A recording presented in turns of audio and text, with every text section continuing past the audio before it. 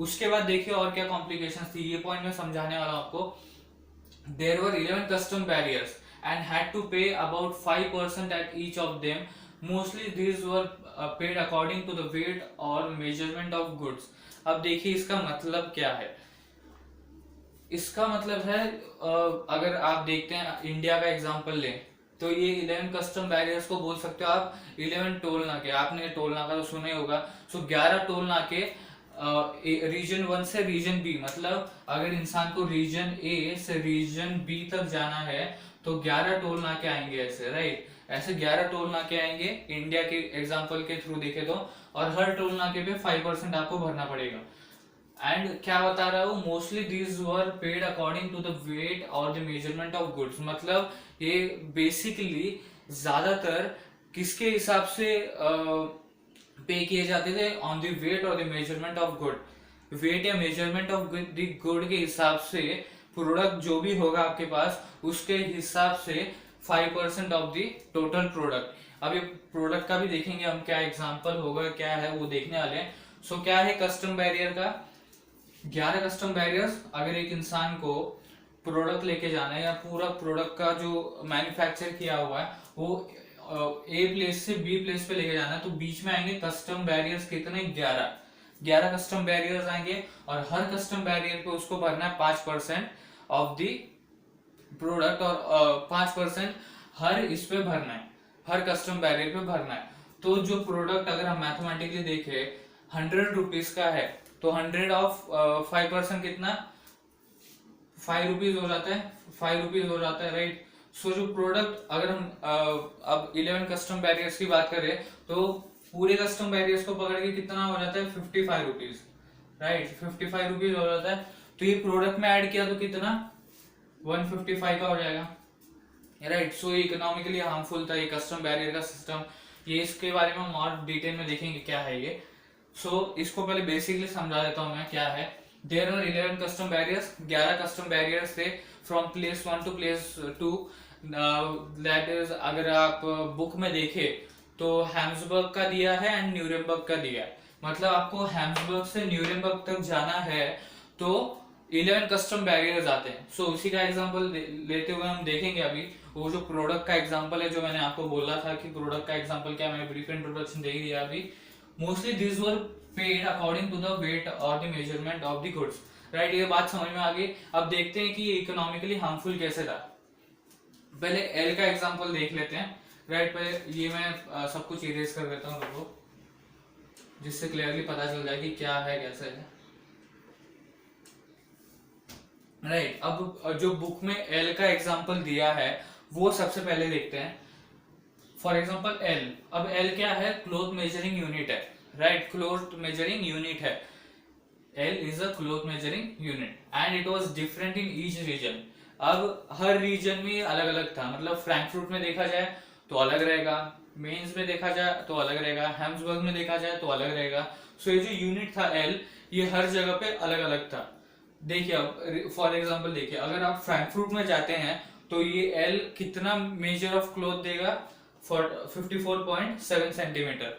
अब अगर आप मेंस में जाते हैं, मेंस में ये कितना सेंटीमीटर ऑफ क्लोथ देगा आपको, 51.1 सेंटीमीटर। सो ये दिखा आपको difference 1 centimetre, 1 point something centimetre का आपको डिफरेंस दिखा। सो इकोनॉमिकली बहुत हार्मफुल था।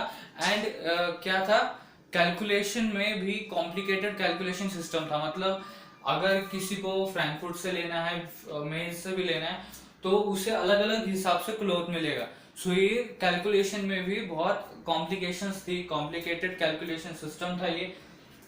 अब देखिए मेरे प्रोडक्ट का जो मैं बोल रहा था, प्रोडक्ट का एग्जांपल लेते हैं, वही बताता हूँ। अब समझो जो बुक में एग्जांपल दिया है, अगर आपको 1834 में प्लेस ए, मतलब प्लेस ए जो बुक में दिया है हैम्बर्ग, हैम्बर्ग से आपको जाना है न्यूरेमबर्ग तक, तो बीच में कितने आएंगे, 11 आएंगे। तो 11 कस्टम बैरियर्स आएंगे बीच में, राइट। अब हर कस्टम बैरियर पे आपको कितना भरना है, 5%, राइट। 5% आपको भरना है, हाँ। सो हैम्बर्ग से आपको न्यूरेमबर्ग जाना है उसके बीच में कस्टम बैरियर्स आते हैं और हर कस्टम बैरियर पे आपको 5% भरना है। तो फॉर एग्जाम्पल 100 रुपीज का प्रोडक्ट है, राइट, 100 रुपीज का प्रोडक्ट है। अब 5% ऑफ 100 रुपीज कितना हुआ, 5 रुपीज हो गया, मतलब 5 रुपीज रफली पकड़ लो, ऐसी मैथमेटिक्स किया नहीं अभी मैंने, बट पकड़ लो 5 रुपीज हो गया। अब हर कस्टम बैरियर पे आपको 5 रुपीज भरना है, बढ़ेगा नहीं कि यहाँ पर 5, 6, 7, 8, 9, 10 ऐसे बढ़ेगा नहीं, बट 5% ऑफ 100, राइट, मतलब 100 रुपीज का आपको यहाँ पर भरना है 5 रुपीज, फिर आगे जाके 100 रुपीज का प्रोडक्ट है तो उसको वापस 5 रुपीज भरो। सो ऐसे 11 कस्टम बैरियर्स हैं, सो आपको कितना भरना पड़ेगा, ₹55, राइट।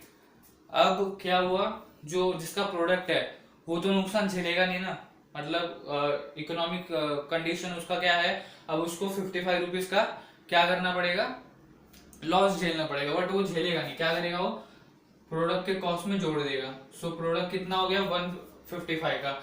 सो डिफरेंस देखा आपने, कस्टम बैरियर से पहले मतलब जब वो हैम्सबर्ग में था 100 रुपीज का वो प्रोडक्ट था रियलिटी में, बट जब वो न्यूरेमबर्ग में पहुंचा तो 155 का हो गया।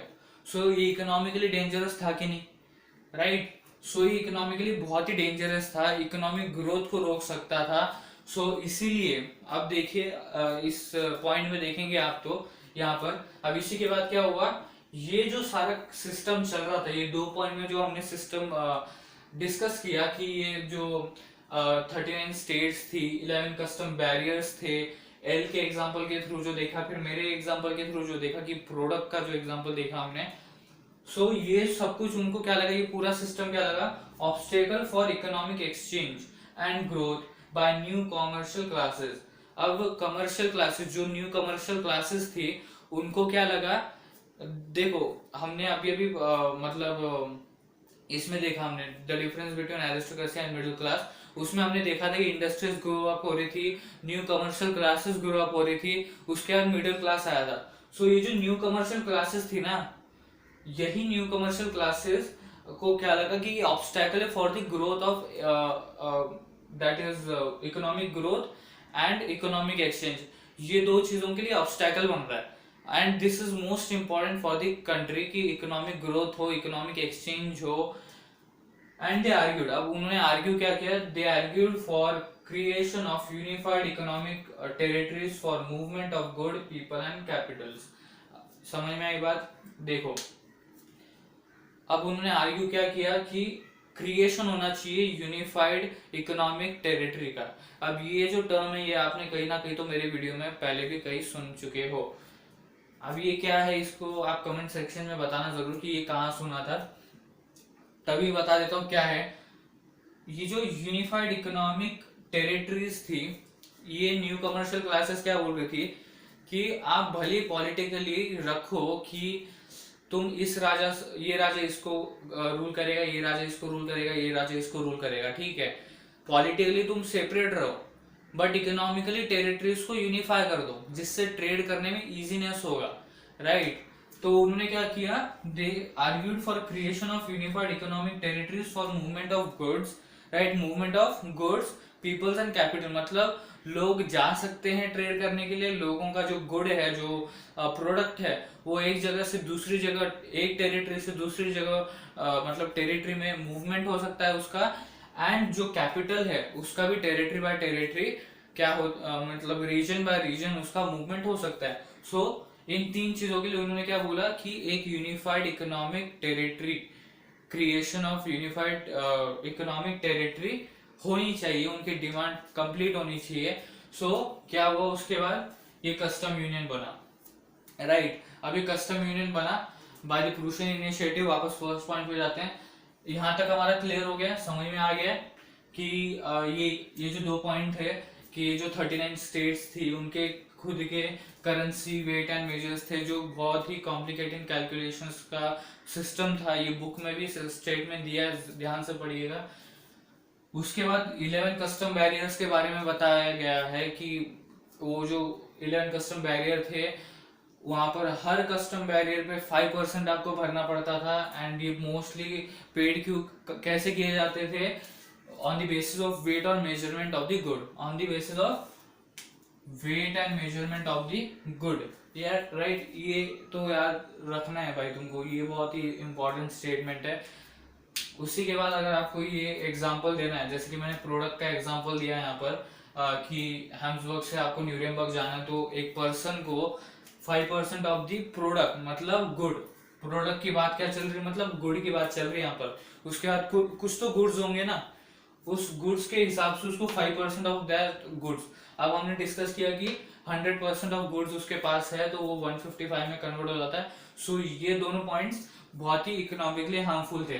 सो न्यू कमर्शियल क्लासेस को ये बर्दाश्त नहीं हो रहा था एंड उनको लगा कि ऑब्स्टैकल है for the exchange, economical exchange and growth. So उन्होंने क्या डिमांड किया, creation of unified economic territories for movement of goods, capitals and